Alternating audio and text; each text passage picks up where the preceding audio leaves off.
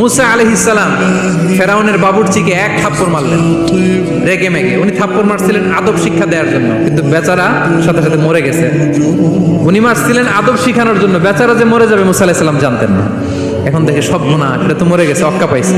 উনি দিলেন দৌড়। মুসা আলাইহিস সালাম দৌড়াতে দৌড়াতে প্রাণ ভয়ে চলে গেলেন আরেক সীমান্তে, মিশর ছেড়ে আরেক এলাকায়। যে দেখে কিছু লোক ধাক্কাধাক্কি করে তাদের উটগুলোকে পানি খাওয়াচ্ছে, আর দুইটা মেয়ে পাশে চুপ করে বসে আছে। উনি বুঝতে পারলেন মেয়েগুলো এই ইয়াং ছেলেদের সাথে ধাক্কাধাক্কি করে টিকতে পারবে না। উনি এগিয়ে গেলেন, বললেন তোমরা পানি খাওয়াবা উটদেরকে? হ্যাঁ খাওয়াবো, আসো। উনি উটগুলো নিয়ে সবাইকে সরিয়ে পানি খাইয়ে দিলেন, মেয়েরা চলে গেল।